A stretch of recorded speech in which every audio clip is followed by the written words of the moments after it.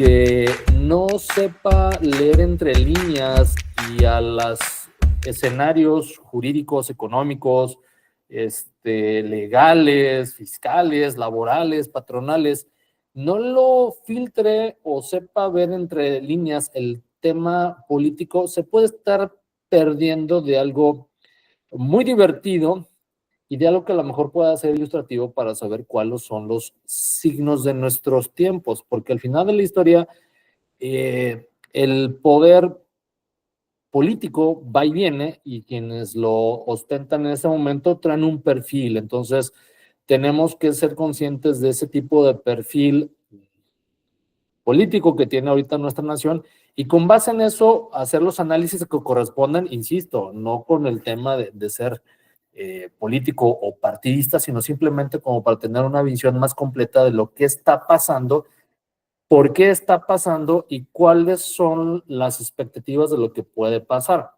En la medida en que nosotros como empresas y como asesores de empresas podemos anticiparnos a las cosas que eh, eh, pueden ocurrir o que van a ocurrir, pues es mejor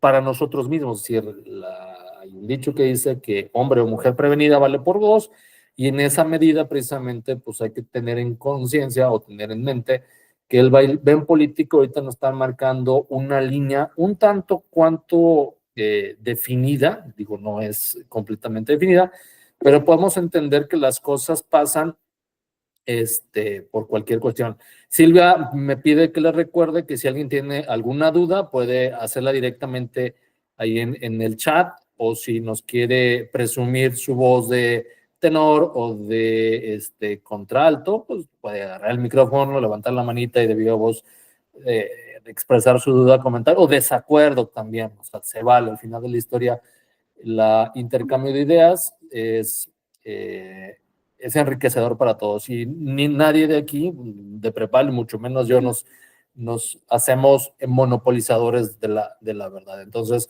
por favor, siéntanse en la absoluta libertad, somos amigas, soy su amigo, entonces, si está en mi poder aclarar, aumentar la duda, pues yo encantado. Entonces, cerrado el paréntesis, tenemos que tener en consideración, y no es que quiera aburrirlos demasiado, pero siempre hay que tener un poquito de los antecedentes. Y me voy a remontar hace más o menos como 4 meses y ciento, Dios, no me falla, 114 años. 115, no, 114 años y 10 meses. Me voy a ir hasta 1910, cuando empieza el tema de la Revolución Mexicana. Si nosotros pensamos o recordamos, bueno, evidentemente nadie vivía en ese momento, pero por supuesto que recordamos nuestras clases de historia con la maestra Lupita, porque todo el mundo tuvimos una maestra de historia que se llamaba Lupita, nos planteaba un escenario social previo a la Revolución Mexicana, en donde las cuestiones, sobre todo las agrarias y las laborales, eran muy complejas. Y había los famosos latifundios, las famosas tiendas de raya y jornadas extenuantes de 14, 16 horas, derechos de trabajadores prácticamente nulos. Era una esclavitud que durante la época del porfiriato pues estaba marcada de manera muy, muy lacerante para la nación mexicana. Y la manera en que se tuvo que resolver, o que se pudo haber puesto las vías de solución de ese conflicto, nos llevó al conflicto armado. Es decir, era tanta la problemática obrero-agraria que se hizo, o lo que pasó en ese entonces fue un levantamiento armado en donde literalmente la clase obrera, liderada por Pancho Villa y muchos, sobre todo allá de las zonas del norte del país, y la clase agraria, sobre todo encabezada por Emiliano Zapata, el caudillo del sur, allá por la zona de Morelos, pues se levantaron en armas, pues tras un panfleto, no en el sentido peyorativo, pero un panfleto político enarbolado por Francisco y Madero, y después el tema de Pino Suárez, la escena trágica, y nosotros nos podemos ir a muchos detalles, pero no es la intención de esto. A lo que voy es que nosotros, durante ese procedimiento de transformación, y que es una de las transformaciones, no me acuerdo si la segunda o la tercera que marca nuestro, la 4T, no sé cuál sea la tercera, es más, no estoy tan seguro de la primera y de la segunda. Tampoco estoy tan seguro de la cuarta. Pero bueno, durante ese proceso de transformación, en donde nosotros podemos definir de manera muy clara cuándo inició la Revolución Mexicana, un 20 de noviembre de 1910, es complicado establecer cuándo hay un momento definido de la conclusión del proceso revolucionario. Lo cierto es que parte de la culminación del proceso revolucionario fue precisamente la emisión de una nueva constitución en donde se consagran derechos individuales, derechos sociales, por primera vez una constitución a nivel mundial establece derechos sociales, y a partir de ello ya empieza a clarificarse un tema del culmen del proceso revolucionario que muchos estudiosos consideran que terminó con una época que después se llamó el Maximato, con Plutarco Elías Calles. Pero eso ocurrió hasta 1925. Lo interesante es que en el proceso revolucionario, en donde las fuerzas sociales, las fuerzas vivas, tanto obreros, patronales, campesinas, industriales, sociales, políticas y educativas, plasmaron en el Congreso Constituyente que se llevó en la ciudad de Querétaro desde 1916 a 1907, la Carta Magna. Lo interesante, una de las cuestiones muy simpáticas, que nosotros podemos ver un orden más o menos dado en lo que es la Constitución, por lo menos en su diseño original. Y podemos encontrar de los artículos primero, el artículo 28, 29, más o menos lo que se considera como la parte orgánica de la Constitución, en donde establecen los derechos fundamentales de los que vivimos aquí en México. Lo simpático es que el tema laboral no está en los primeros artículos. El tema laboral está en el artículo 123. Si nosotros consideramos que la Constitución tiene 136 artículos ordinarios, el 123 es de los últimos. Y eso tiene una razón de ser histórica en cuanto a que el parto, si me permiten llamarlo de esa manera, el parto de las cuestiones sociales en el ámbito laboral fue de las cuestiones en donde menos se ponían de acuerdo los constituyentes. Es decir, cuando los constituyentes, la clase obrera, la trabajadora, la campesina, dijeron, oye, tenemos derecho a la vida, sí, perfecto, derecho a la vida, vamos al artículo 4, y derecho a la educación, sí, por supuesto que sí, en el artículo 3. Cuando empezaron con el tema de los derechos laborales, no se ponían de acuerdo. Si ustedes pueden remitirse a los derechos de debate de aquel entonces, son realmente rígidos en ese aspecto. Y los derechos laborales, en cuanto a su redacción, se fueron quedando muy, muy atrás, a tal punto que tuvieron que estarse prácticamente hasta el final y cerrar con el tema de inclusive había amenazas de decir, oye, ¿sabes qué? Yo soy clase trabajadora, si no me reconoces el derecho, pues ahí tengo el caballo y estoy dispuesto a seguirme dando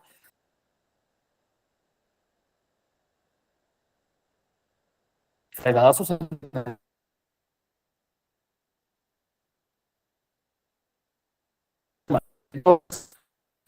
123 en el apartado de la Constitución. ¿Y a qué voy? En específico respecto del tema que nos trae ahorita, que tiene que ver con el Infonavit, si nosotros nos vamos al artículo 123, apartado A, fracción 12, viene algo que nosotros podemos ver, a lo mejor tal vez con un poquito de sorpresa, quienes no están tan acostumbrados a leer la Constitución. Yo sé que todos ustedes tienen su Constitución como libro de cabecera, y todos los días antes de irse a dormir leen un artículo de la Constitución para saber cuáles son sus derechos. Mi esposa lo hace. Entonces, en el artículo 123, la fracción 12 dice, toda empresa agrícola, industrial, minera o de cualquier otra clase de trabajo, yo no sé por qué ponen primero unas, después acaban siendo todas, dice, repito, toda empresa estará obligada, según determinen las leyes reglamentarias, a proporcionar a los trabajadores habitaciones cómodas e higiénicas. Ojo, resulta que el tema de la vivienda, de la habitación cómoda e higiénica, es una obligación del patrón. No es, más bien, es un derecho del trabajador, y evidentemente en el montaje de la obligación, donde hay un acreedor, en este caso de vivienda, pues hay un deudor, pero el deudor no es más que el patrón. Y entonces me van a decir, oye, pues está complicadísimo, pues que yo empresa le proporcione habitaciones a todos mis trabajadores. Y eso es parte de las cuestiones que en la negociación de la Carta Magna se establecieron. ¿Por qué? Continúa el artículo. Esta obligación se cumplirá mediante las aportaciones que las empresas hagan a un Fondo Nacional de la Vivienda a fin de constituir depósitos en favor de sus trabajadores y establecer un sistema de financiamiento que permita otorgar a los trabajadores créditos baratos y suficientes para que adquieran en propiedad a las habitaciones. Y entonces, y viene por ahí, sigue el artículo. Entonces resulta que tenemos ya el primer elemento, la obligación de proporcionar habitaciones cómodas y higiénicas es una obligación del patrón en beneficio de los trabajadores. Pero la Constitución dice, ok, yo te voy a dar por válida esa obligación, es decir, te voy a dar por satisfecho el cumplimiento de obligación de darle habitaciones a tus trabajadores si tu patrón aportas unas cuotas a un gran fondo en donde de ese fondo se van a otorgar créditos a los trabajadores para que a su vez sus trabajadores tengan la posibilidad de adquirir en propiedad una casita o una casa, para lo que no se vea como peyorativo, pero sí, generalmente las de Infonavit son pues, casas no muy grandes como las que están acostumbradas, por ejemplo, Silvia, digo, pues, no la conocen, pero tiene una buena casa. En fin, el punto es que la obligación a su vez de el patrón pagar estas cuotas o estas aportaciones al Infonavit es una obligación de carácter tributario.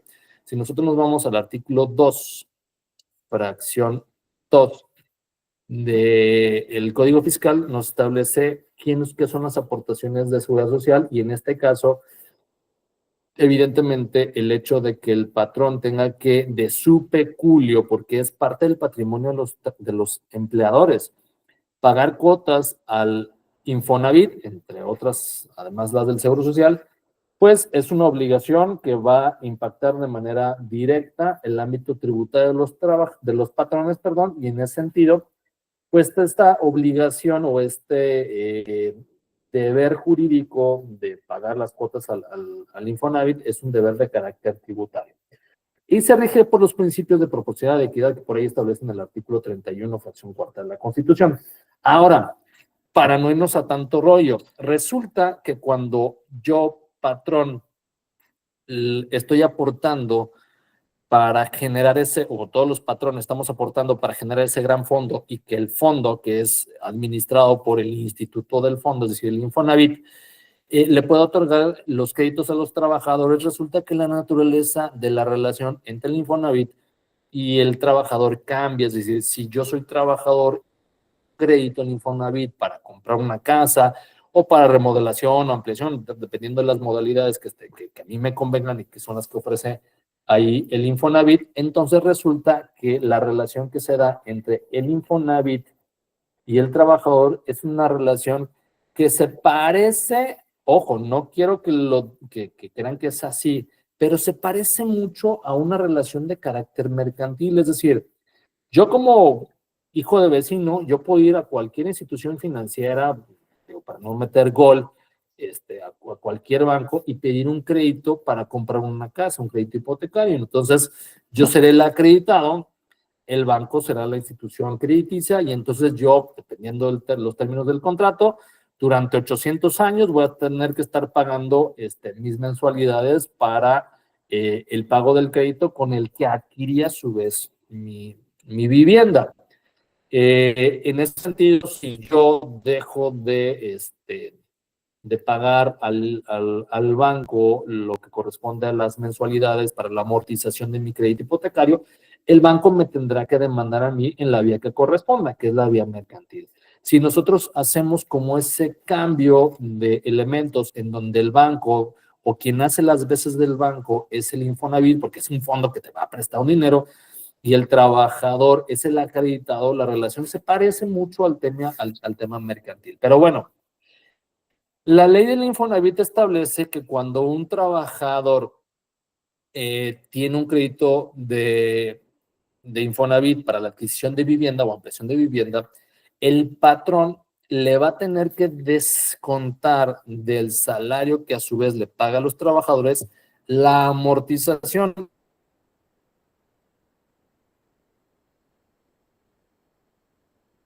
Es decir, como si de recaudador o no es una contribución. No sé, es toda proporción guardada, como si le pidiera un crédito no sé, a Coppel, y Coppel le dijera a los patrones, oye, ¿sabes qué? A tus trabajadores les di un crédito para comprar, no sé, una tele, unos aparatos, y entonces en lugar de pagarle el salario completo a tu trabajador, me vas a dar a mí lo que corresponde al pago de la mensualidad correspondiente. Más o menos lo mismo funciona en el tema del Infonavit, es decir, el patrón queda obligado a retener del pago del salario que hacen los trabajadores el correspondiente a la mensualidad del crédito, bueno, a la bimensualidad, bueno, en realidad cada mes le está reteniendo, pero le está cobrando o haciendo las veces de cobrador en nombre del Infonavit, para que al día 17 del bimestre que le corresponda, el patrón se voltea con el Infonavit y le dice, oye, tú le diste le diste un crédito, por ejemplo, a Mónica Gaitán es mi trabajadora, y entonces yo le pago 10,000 pesos de quincenales, bueno, más 20,000 pesos al mes. El crédito del Infonavit son 5,000 pesos, al trabajador le doy 15,000 y corresponde, es el correspondiente al pago de la amortización del crédito de Mónica. Ojo, no es mi dinero, es dinero del trabajador.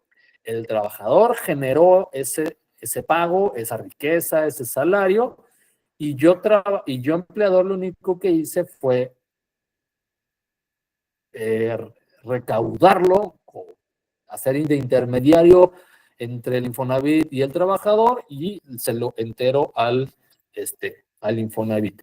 Y hay un punto muy interesante en ese aspecto, porque resulta que la obligación del empleador en cuanto al pago, a la retención y el pago de la amortización del crédito hipotecario no es de naturaleza tributaria, es decir, no es una contribución. Sí tiene el carácter administrativo, porque evidentemente el instituto le puede cobrar, si el patrón no pagó la amortización, le puede cobrar eso en la vía correspondiente, que será la vía administrativa en sentido estricto. Y entonces, todo sucede perfecto o nada pasa si los trabajadores siguen trabajando, si no pasa absolutamente nada.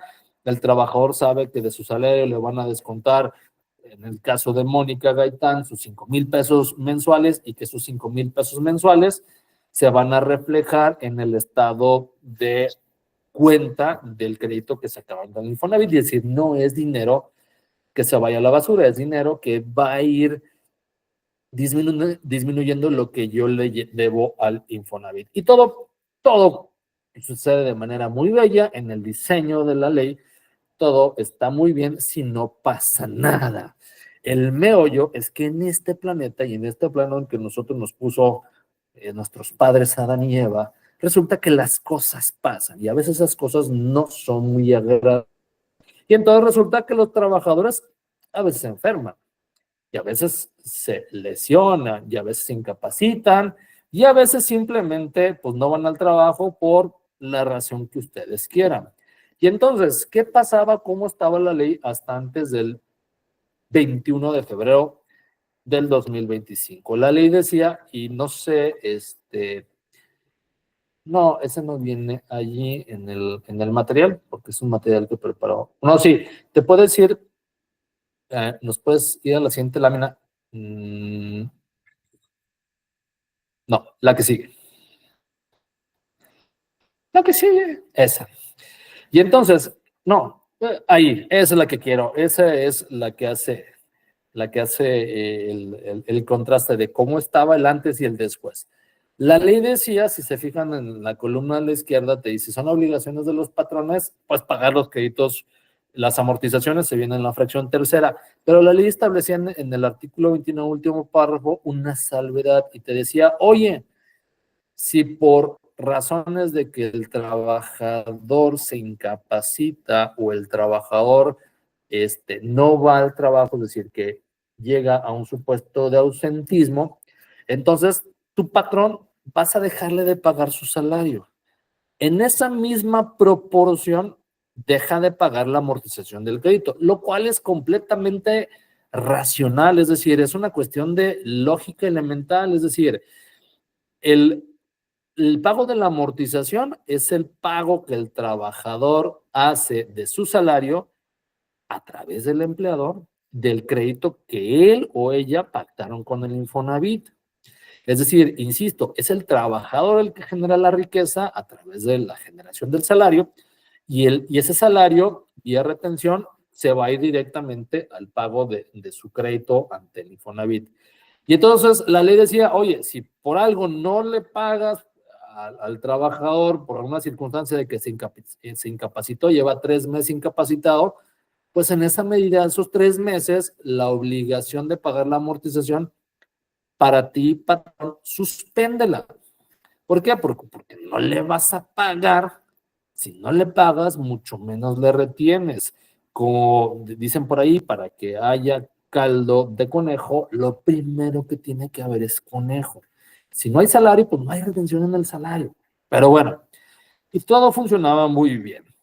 Hasta que de repente, en esta vorágine, frenesí, no sé cómo llamarlo, legislativo, porque, a ver, no estoy ni tan niño ni tan viejito, pero en mis tiempos, las reformas constitucionales, pues eran ocasionales, de vez en cuando teníamos una, dos, tres por año. Pero resulta que en esta 4T, sobre todo a partir de la nueva conformación del Congreso de la Unión, todo el mundo sabe de qué es eso, vino una alud legislativo, constitucional, reformas, cambio del Poder Judicial, cambios de muchas cosas, pero se han hecho, por decirlo poco, de manera muy desordenada, muy sobre las rodillas, muy a lo pendejo. Perdón, ¿puedo decir eso? Ya no sé, Silvia, si me tengo que disculpar, me disculpo, pero ya lo dije. Muy, muy al vapor. Y entonces, de repente, al legislador ordinario se le ocurre cambiar el artículo 29 y establecer una cuestión. Y les leo lo que viene ahí en negrito. Dice, cuando se trate de la obligación de hacer los descuentos a que se refiere la fracción tercera del artículo 29, que es precisamente la amortización de créditos, dice, no se suspenderá la obligación del patrón por ausencias o incapacidades en la ley del Seguro Social. Mira qué simpático. Pausa, abro un paréntesis. En el tema del fortalecimiento de las instituciones, a mí me queda claro que el Infonavit es una institución que en su diseño es muy noble, tiene una función social muy valiosa, es decir, pues se trata de darle patrimonio al trabajador, que su esfuerzo sea respaldado por el patrón, por su propio trabajo del trabajador, para efecto de que ese esfuerzo se vuelva patrimonio, específicamente una vivienda, que es algo, a ver, en el diseño está muy bien. Y creo que el Infonavit en su diseño debe ser fortalecido, es decir, hay necesidad de darle reglas de operación claras, cómo se otorgan los créditos, hay que facilitarle el otorgamiento de los créditos a los trabajadores, hay que buscar que esos créditos sean baratos, evidentemente que sean financieramente viables, es decir, no se trata de imprimir billetes y dar créditos a diestra y siniestra, porque evidentemente, pues si quieres matar a la gallina de los huevos de oro, te va a salir peor, te va a salir más caro el caldo que las albóndigas. Y en ese afán hubo una reforma y que precisamente tiene que ver, inclusive por ahí van a escuchar anuncios de radio en donde se pretende que el Infonavit sea el que construya la propia vivienda, que no la subcontrate, que se quite el tema del intermediario. Spoiler, lo va a hacer la Sedena, no crean que el Infonavit tiene trabajadores suficientes para andar de construcción, pero la Sedena sí, ya saben que ahorita la Sedena sirve para todo. Entonces, es como la Secretaría Comodín, sirve para todo. Entonces, pero bueno, creo que en la intención general y abstracta está bien que se quiera fortalecer, también hay que reconocerlo. Durante mucho tiempo el Infonavit ha sido mal manejado por personas de todos los colores. Y entonces de repente había figuras como créditos en salarios mínimos que resultaban impagables o cuestiones que realmente no respondían a la función social y humana que tiene el Infonavit. Y entonces parte de las reformas que tiene que ver con este último paquete que salió en febrero de 2021, 21 de febrero de 2025, tiene que ver con la intención de fortalecer y ser más sólido el instituto para que realmente pueda cumplir con sus funciones sociales. Perfecto. Pero ojo, en el tema de fortalecer una institución, no la puedes convertir o en un ente que avasalle o que haga nulos de los derechos de las otras personas que intervienen en la ecuación. Es decir, en el tema del Infonavit hay tres elementos en la ecuación. Evidentemente el trabajador, que es el que genera la riqueza a través de su trabajo. El tema del patrón, que es quien en colaboración con el patrón van a generar precisamente las fuentes de empleo, las oportunidades de desarrollo para efecto que los trabajadores puedan ser eh, reconocidos a través de su trabajo, precisamente con un pago de un salario digno y condiciones sociales, etcétera, etcétera.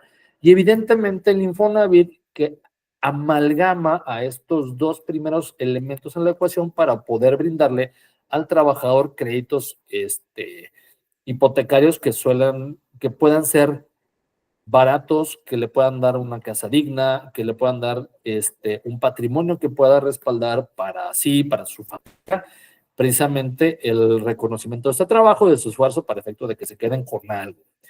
Y entonces, eso está muy bien, pero en esta ecuación tiene que estar balanceada y hay que reconocer cuáles son las cargas y cuáles son las obligaciones de cada una de las partes. Es decir, recordemos que en la Constitución nos dice que ¿cómo se llama? El patrón le tiene que dar habitaciones cómodas higiénicas a los trabajadores, pero que esta obligación se da por cumplida, es decir, se le da palomita cuando el patrón paga el tema de las aportaciones al propio Infonavit. Y ahora, en la segunda parte de la ecuación, cuando el trabajador solicita un crédito, es para construir su patrimonio, no el del patrón. Es decir, la casa será para el trabajador, el esfuerzo es del trabajador, el producto del esfuerzo también es el trabajador. Y en la medida en que se genere riqueza por parte del trabajador, se podrá ir saldando precisamente los créditos que se le da al Infonavit. El meollo surge cuando a partir de esta reforma resulta que la norma le dice que el patrón, aun y cuando no pague salario por incapacidades o ausentismo de los trabajadores, no se le va a suspender de la obligación de pagar la amortización del crédito. Pues diría Cantinflas, qué bonito, chato. Pues sí, qué padre, ¿no? Porque resulta que yo soy el trabajador y yo me incapacito, mi patrón va a pagar la amortización del crédito en Infonavit.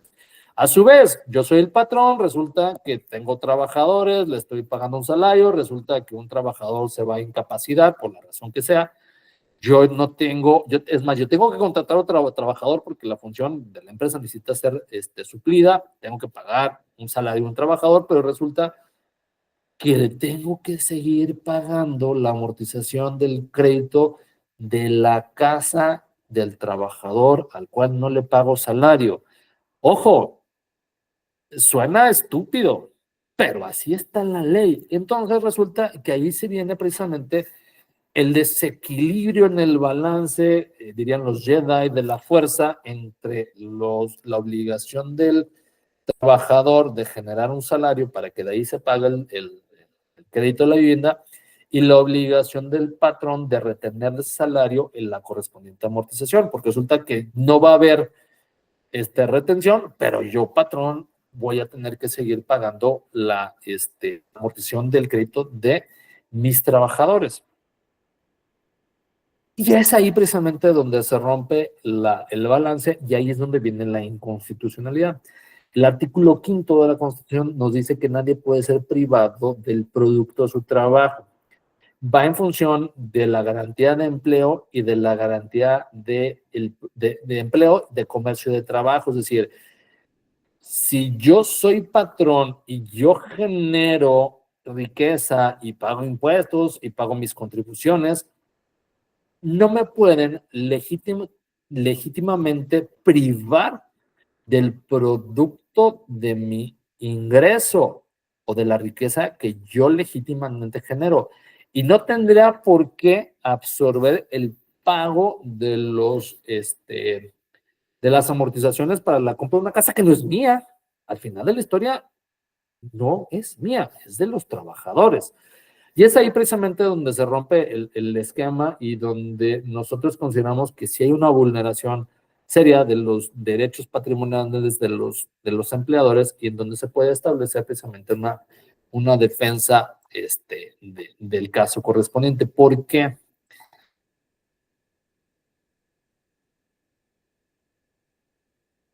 Porque a lo mejor, y es algo que será que en donde se vea qué tanto afecta en la empresa, es decir, oye, pues yo soy una empresa, tengo 3 trabajadores, ninguno tiene crédito Infonavit. Ah, a ti no te afecta.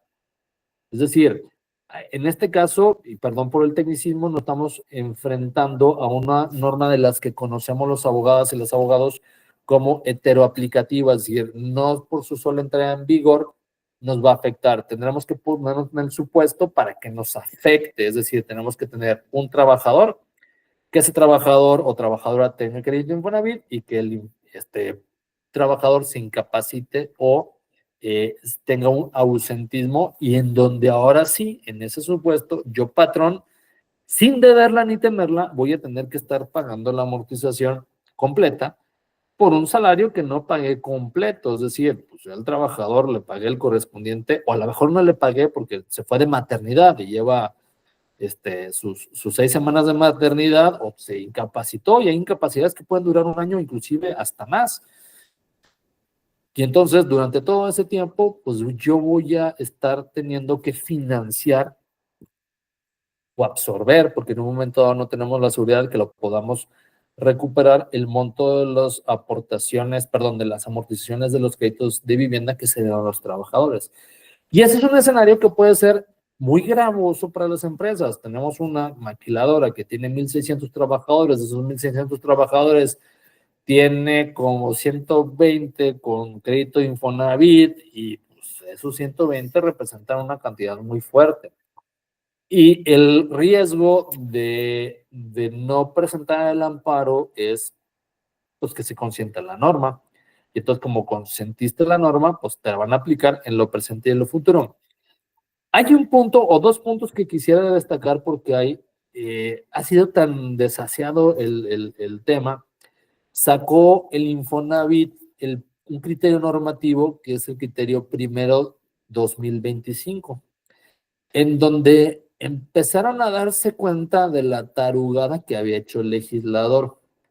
Y entonces lo primero que dijeron, espérenme, esta norma, la reforma legal, va a entrar en vigor cuando yo pueda establecer los mecanismos en los sistemas de los pagos de las aportaciones de seguridad social al Infonavit, eso a través del portal del Infonavit y del SUAT.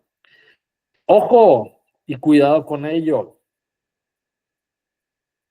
No sé, piensa mal y acertarás si es una barrida o es una trampa procesal por el tema del Infonavit.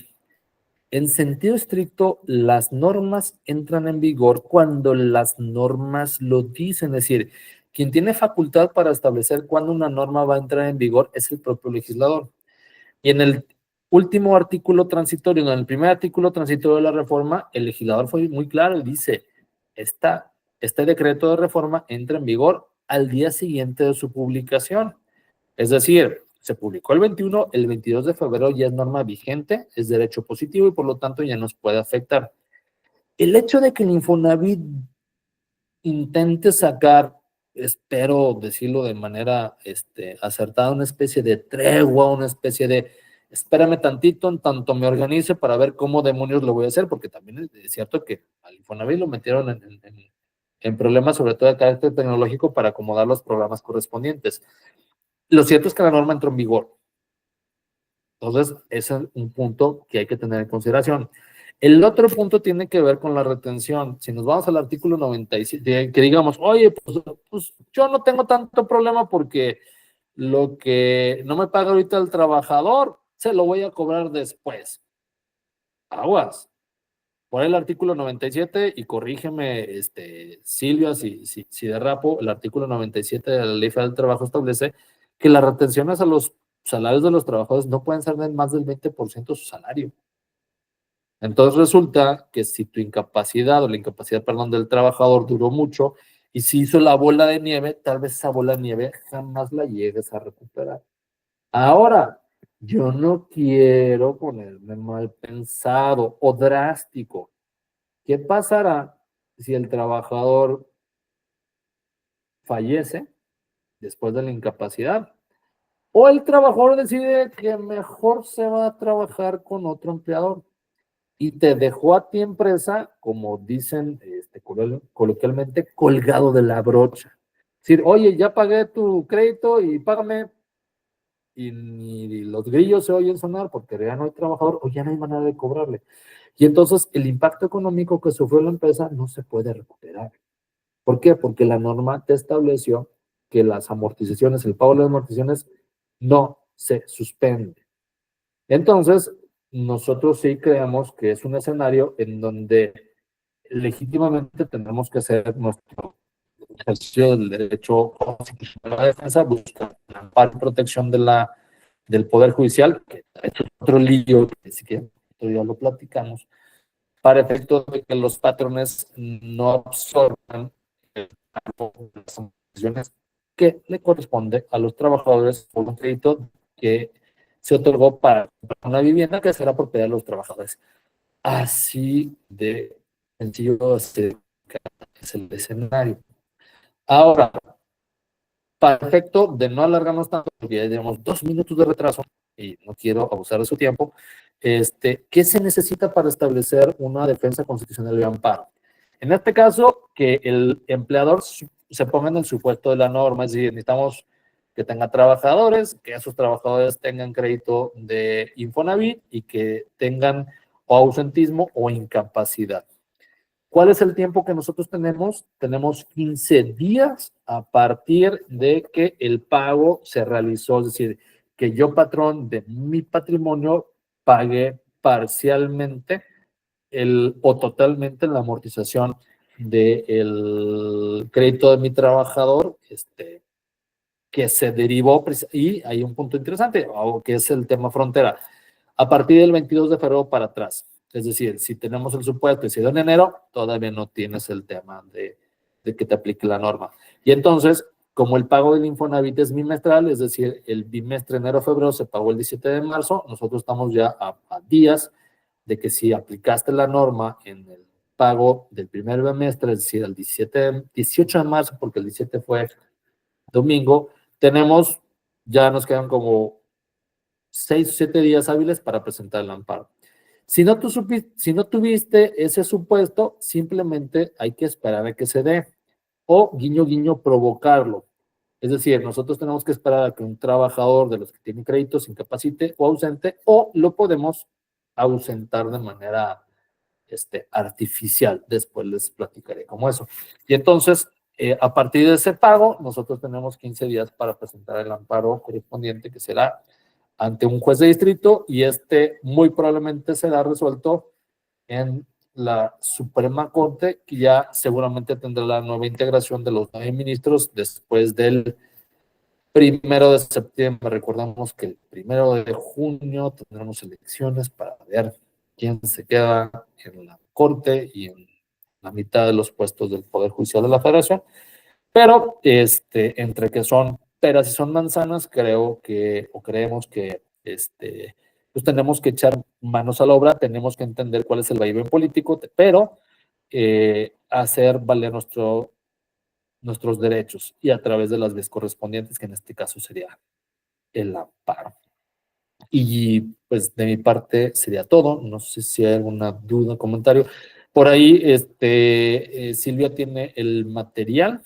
Ese material es un material que lo saca el Infonavit Es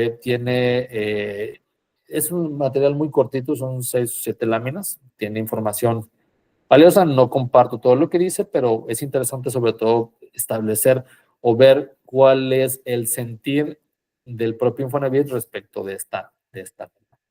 Sigue habiendo tarea por hacer y hay que tener en consideración todos los elementos para que en la medida de lo posible, pues estar preparados para lo que se nos presente en las empresas. Y entonces, pues no sé si haya dudas, comentarios, reclamaciones, invitaciones a cenar, no lo sé.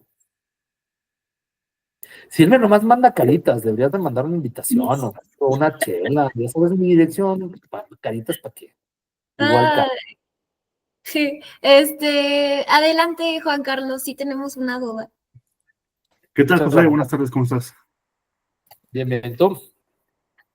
Oye, Juan Carlos, bien, gracias. ya. Sí, de ¿cómo estás? Bien. Sí, ya. Hace tiempo que nos vemos, por fin nos conocemos. Oye, me llegó también, adicionalmente de lo que se publicó en el portal del Infonavit, me llegó también un correo en el mismo contexto de que no debo de yo enterar lo que no estoy reteniendo. ¿Por qué la autoridad hace eso? ¿Por qué la autoridad manda ese tipo de avisos? No sé. A ver, lo que se están dando cuenta que es una tontería. De hecho, inclusive, yo he escuchado interpretaciones que dicen, no, es que este artículo lo tienes que entender en el contexto de que vas a pagar solamente en la medida que retengas, y si no hay pago, no hay retención. Eso me suena lógico, tiene toda la razón. El meollo es que eso no lo dice la ley. Se lo están sacando de la manga. Es decir, mientras no haya un instrumento jurídico como puede ser una regla de carácter general o una reforma legislativa, la norma jerárquicamente aplicable es la ley. Y entonces la obligación está allí. Yo quisiera, no sé si peque de ingenuo o de bien pensado o de optimista, de romántico, que al final la historia, esta monumental barrida se va a corregir, porque es una verdadera tontería. No le puedes poner a un tercero el pago de una obligación que él no generó, y es más, que él no se beneficia de esa obligación. La obligación del pago del Infonavit, del crédito del Infonavit es del trabajador. No podemos hacer que la absorba un tercero. Pero bueno, y precisamente sí, y ahora que viene lo de la... Se ha tratado de esforzar, de decir, no, eso no.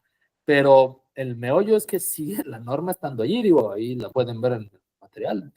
Dice, no se suspenderá la obligación del pago de las cuotas de las amortizaciones, ni por ausencias ni por incapacidades. Y pues bueno, ahí está.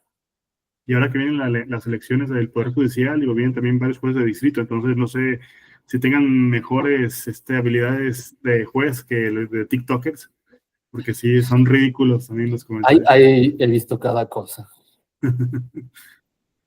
Y vendrán cosas peores de la vida. Pero bueno, a ver, además hay un punto interesante.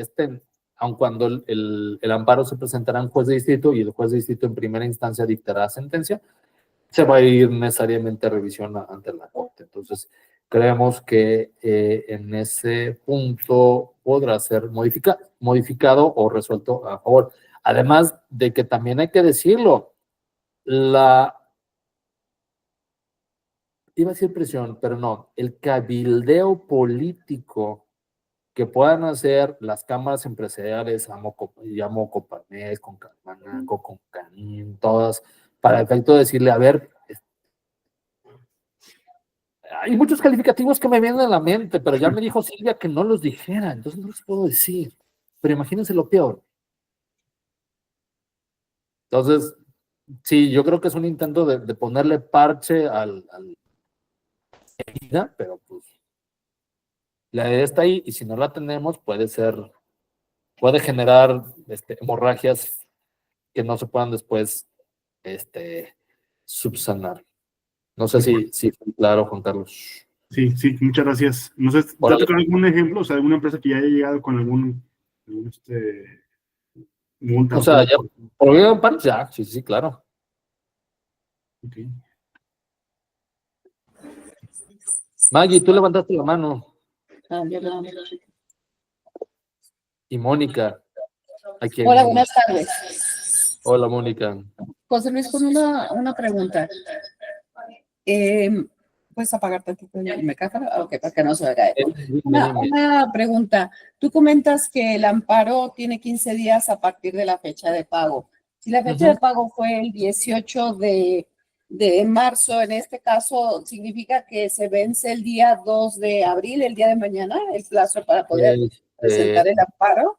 Esa es una pregunta. La siguiente pregunta es, si yo presento el primer amparo, ¿significa que cada bimestre tengo que presentar o ese ya surte efecto para los subsecuentes bimestres? Ok. Primer duda, son días hábiles, entonces se vence, los 15 días se vencen el 8 de abril. Entonces, todavía hay un poquito de margen. Y no, a la segunda cuestionamiento, no tienes que presentar amparo cada vez que hagas un pago de este tipo. ¿Por qué? Porque el amparo no es en contra del pago, el amparo es en contra de la norma. Entonces, nos vamos contra la norma, el primer acto de aplicación y los subsecuentes actos de aplicación, si es que no nos conceden las suspensiones, porque en el amparo precisamente estamos pidiendo la suspensión, decir, a ver, te pido que en tanto que se resuelve el amparo, no me hagas pagar por las amortizaciones de los trabajadores que se encuentran en incapacidad de ausentismo, para efecto de evitar daños de difícil o imposible reparación. Entonces, la respuesta a la primera todavía tenemos hasta el 8 de abril, la respuesta a la segunda no. De hecho, solamente puedes solicitar el amparo una vez. Y si te conceden el amparo, te aplica para todos los trabajadores, todos los escenarios, mientras la norma esté vigente. Es decir, ya no, si por ejemplo, hoy se te enfermó María y no fue y te presentas el amparo y se te conceden 8 meses y en el mes 9 se enferma Martín o Jorge, tú ya tienes el amparo concedido en contra de la norma, porque, insisto, el amparo es respecto de la norma, no respecto de los trabajadores o los pagos que se hagan al Infonavit, aunque sí se necesita el primer acto de aplicación. No sé si fui claro, Mónica. Sí, muchas gracias. Okay. Y perdón por la alusión personal, pero pues te apareciste allí. Te debo derechos de autor.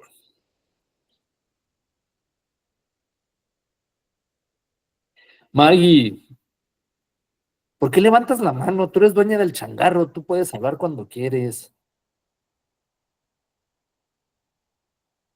Bueno, si no quieres, no. Tenemos otras preguntas en el chat, licenciado. A ver. Sandra Becerra pregunta, ¿qué estrategias ayudarían a amparar ante este posible vacío en la interpretación? Precisamente el tema de la falta de seguridad jurídica, es decir, como la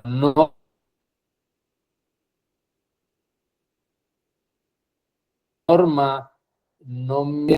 A ver, te dice que la obligación de pagar amortización no se suspende. En ese sentido,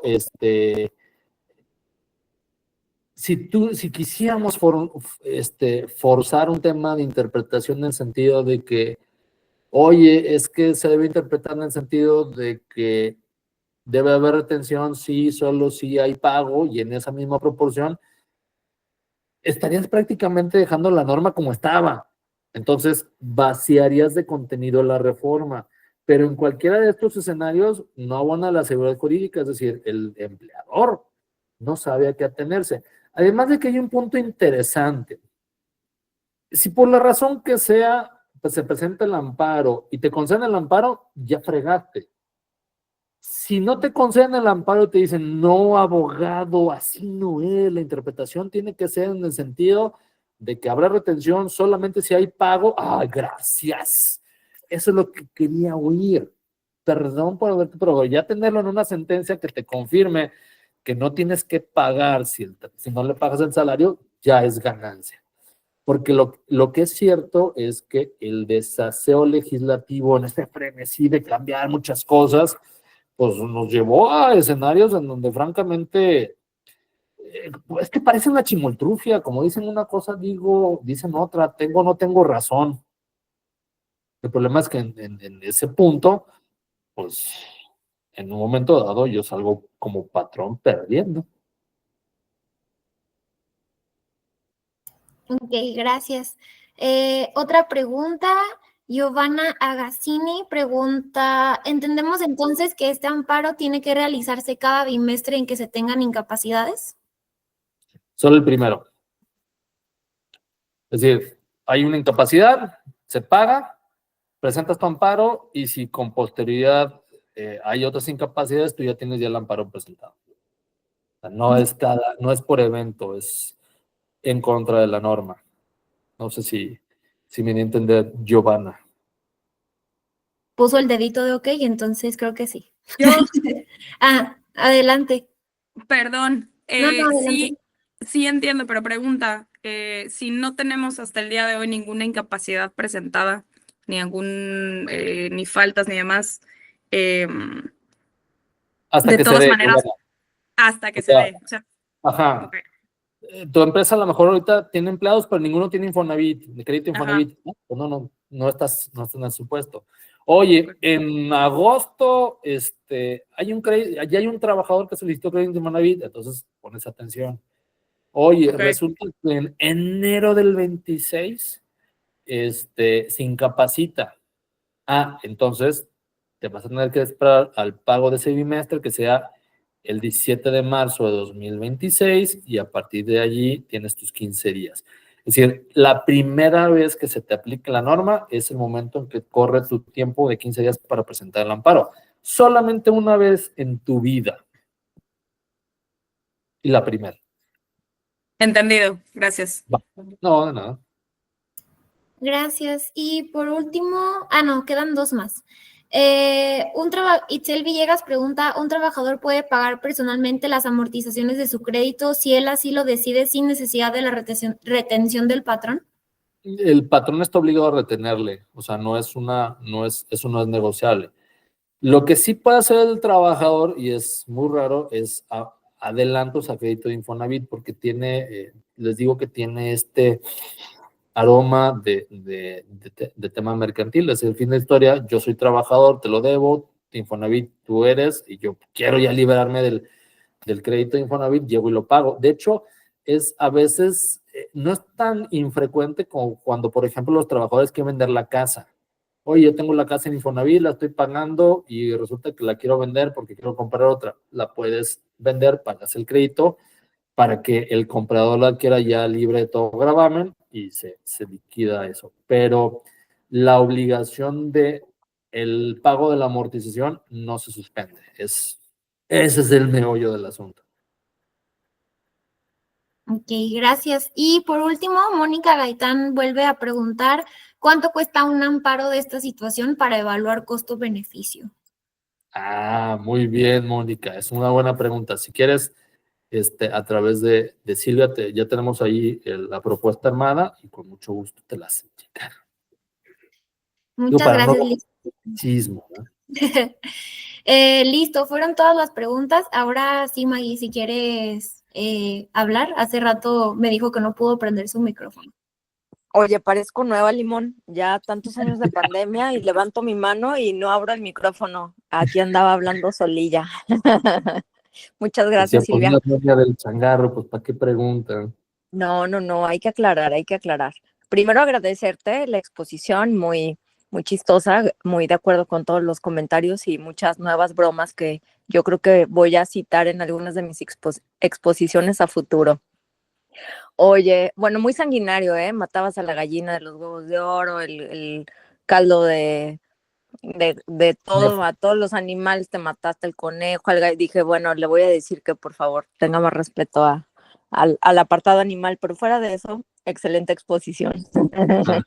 Oye, yo quería abonar un poquito en el tema de por qué elegimos este título del amparo contra esta nueva reforma, porque sí queremos dar el mensaje que no es que exista una estrategia preventiva ante la reforma. O sea, no les estamos diciendo oye, es que si el trabajador te llegara a firmar un documento, o sea, no existe esa opción, o sea, no buscamos que nadie se ponga creativo, ni que le digan yo lo pago, pero luego se lo cobra el trabajador y que si me firma una carta en donde se niega a que le desconté, o sea, olvídenlo. Ese tipo de estrategias no son la vía, no son reales, no funcionan.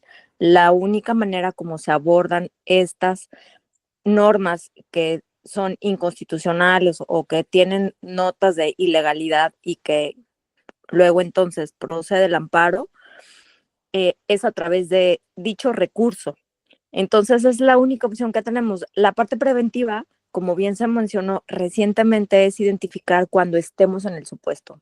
Es decir, si tengo un trabajador que tiene un crédito de Infonavit y si él mismo se incapacita, ahí es cuando hay que poner mucha atención en el plazo, porque evidentemente son plazos que si no se agotan, se pierde hacia un futuro la posibilidad de hacerlo. Entonces, es mi invitación que no pierdan el tiempo en buscar otras alternativas porque no las hay, sino que se enfoquen a que esta es la herramienta.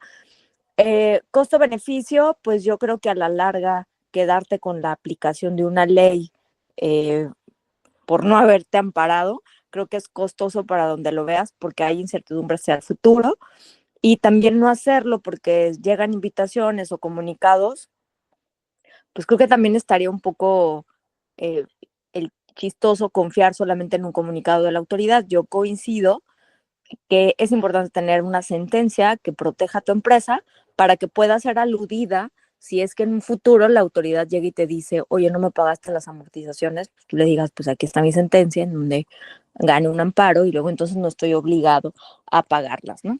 Esos comentarios y de nuevo agradecer a todos la presencia, al equipo de Prepal por organizar el evento y pues y reiterarme a sus órdenes.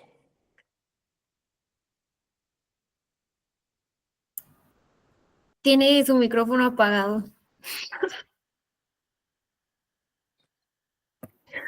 Perdón. Al contrario, gracias por la invitación y por ahí había una pregunta que alcancé a medio leer, que mientras se resuelve el amparo, el patrón debe responderlos por los pagos y tendríamos que encontrar el mejor mecanismo que nos ayude a mitigar el impacto que pueda haber por los riesgos que José Luis, no sé quién es José Luis, yo soy José Limón, pero si me ponen el Luis no tengo ningún problema. A ver, lo que se busca precisamente es que en el amparo se conceda la suspensión de la norma, es decir, para que con lo que se resuelve el amparo la norma no se aplique. Si no se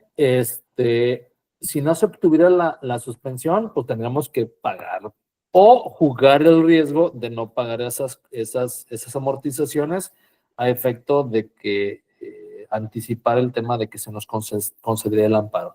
Pero la idea es de que se conceda la suspensión y en su momento se conceda el amparo, en cuyo caso, Gerardo, pues no tendrías más que si acaso garantizar el pago de las amortizaciones que dejaron de pagarse. Pero es un tema de garantía, no de pago. Dale, Gerardo. Hola, ¿qué tal? Buenas tardes. Y gracias por el tiempo extra, José. Sí, el asunto es que yo ya había estado explorando esta opción del amparo y me habían comentado un par de abogados que a veces puede llevar hasta un año en que se resuelva. No sé si esto es correcto, pero si se lleva un año en que se resuelva, pues vamos a estar batallando, navegando con este problema. Entonces, respeto lo que dice Margarita. Sin embargo, pues, ¿qué hago de aquí a que se resuelve el amparo un año, no? Y luego, si no se resuelve a favor del empleador, pues, ¿qué va a pasar? Digo, estamos esperando que haya una decisión que nos favorezca, pero ¿y si no? Ahí es donde yo veo necesario buscar un mecanismo que mitigue el riesgo que tenemos. Pues es que, mira, tienes toda la razón. Como dicen, y otra frase la que le gusta a Maggie, contra la base por bolas no hay defensa, ni contra la arbitrariedad de la autoridad. Es decir, si el peor escenario es que tú como patrón tengas que absorber el impacto económico de las amortizaciones de los créditos de los trabajadores que se incapaciten no te fallen. Entonces, es el peor escenario, es decir, no pasa de un tema económico. Y tendrá que valorarse el tema de ese impacto, cuánto me lleva a mí. Es decir, oye, resulta que yo tengo 20, 200 trabajadores con crédito Infonavit, pues la bola de nieve es mayor. Entonces, pues, creo entender tu sentir, Gerardo, pero pues no.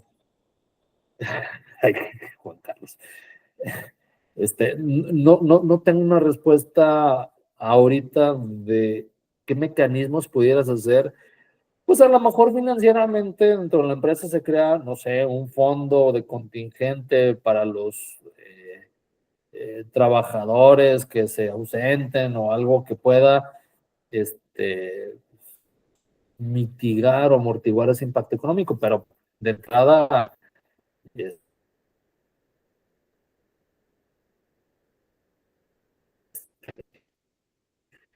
no